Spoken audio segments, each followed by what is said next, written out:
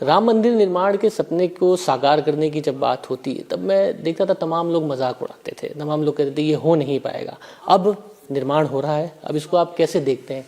देखिए, जब हम लोग राम मंदिर निर्माण करने के लिए कहते थे और जब नारा लगाते थे रामलला हम आएंगे, मंदिर यहीं बनाएंगे, तो ये लोग व्यंग में कहते थे तारीख नहीं बताएंगे, लेकिन तारीख तो सुनिश्चित कर गई।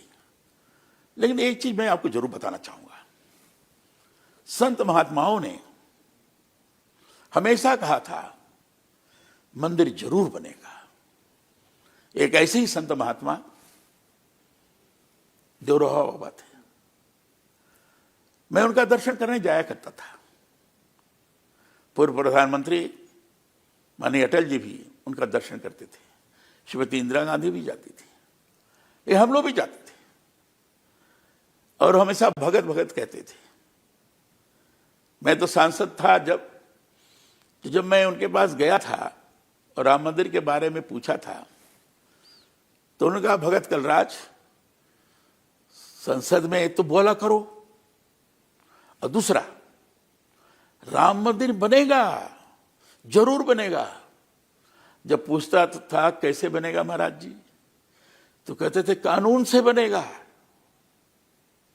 उस समय संत देवरोहा बाबा जैसे संत, उन्होंने कहा कानून से राम मंदिर बनेगा, अच्छी तरह से बनेगा। अभी रामभद्राचार्य जी महाराज हैं, ये भी बार बार कहते थे कि राम मंदिर निश्चित बनेगा। रामचंद्र परमहंस जी थे, स्वर्गीय हैं, मैं उनके पास बहुत जाता था। वो कहता था कि कहते थे राम मंदिर निश्चित रूप से बनेगा। और इतने नहीं, कांचीपुरम के जगद्गुरु शंकराचार्य ब्रह्मलीन जैन सरस्वती जी महाराज थे, वो कहते थे बनेगा।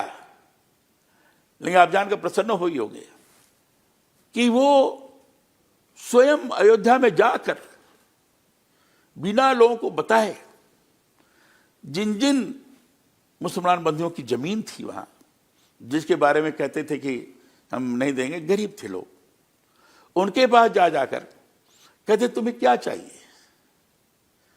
वो बताते थे हमारा पानी नहीं है, हमारा ये नहीं है। तो उन्होंने कहा अच्छा ठीक है, तुम्हारे यहां हम न लगवा देते हैं, तुम्हारे यहां हम ये कर देते हैं, तुम अपना जमीन राम मंदिर बनाने के दो। तैयार हो जाते थे।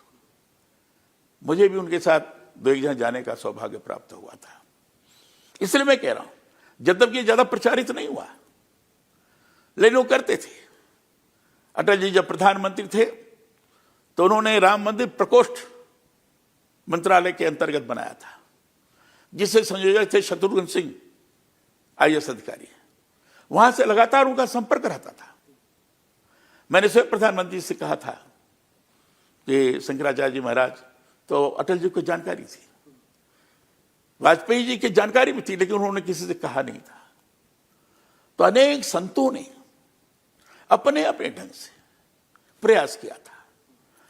कई संतों से व्यक्तिगत रूप से भी हमारे संबंध थे, और जैसे मैंने नित्य गोपाल दास जी थे, रामचंद्र परमहंस जी थे, रामभद्राचार्य जी महाराज थे, बाकी सब लोग थे, और शंकराचार्य जी थे, महंत वैद्यनाथ जी थे जिसका अभी नाम लिया, गोरखनाथ धाम के, इन सब लोगों से संबंध थे। और भी कई संतों से संबंध। संतों की अहम भूमिका थी, लेकिन अभी हाल में कुछ शंकराचार्यों ने सवाल भी खड़े किए।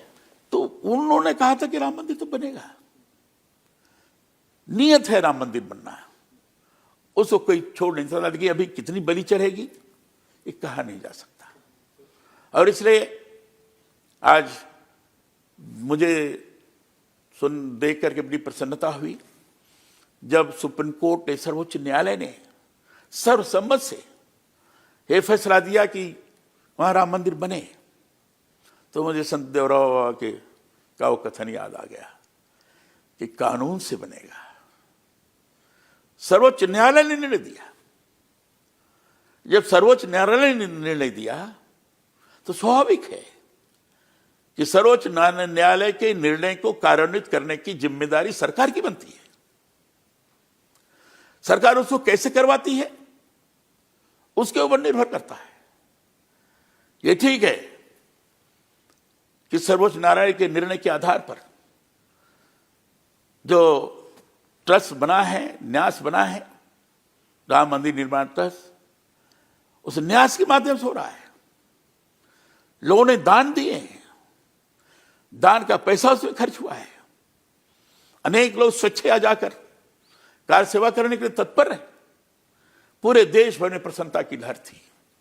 ऐसे स्वाभाविक रूप से सर्वोच्च न्यायालय के निर्णय को कार्यान्वित करने की दृष्टि से प्रतीक रूप से, सिंबल के रूप में भारत के प्रधानमंत्री जो प्रबल इच्छा शक्ति के धनी हैं, उन्होंने जाकर शिलान्यास किया।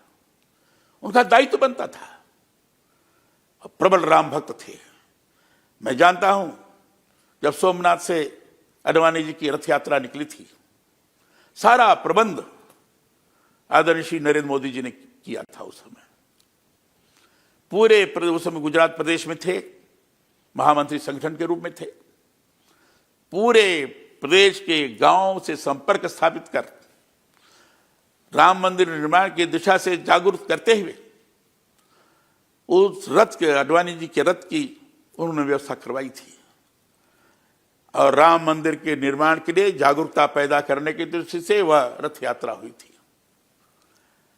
जो राम जन्मभूमि मंदिर के विरोधी थे, लगातार उनके विरुद्ध बयान देते रहे।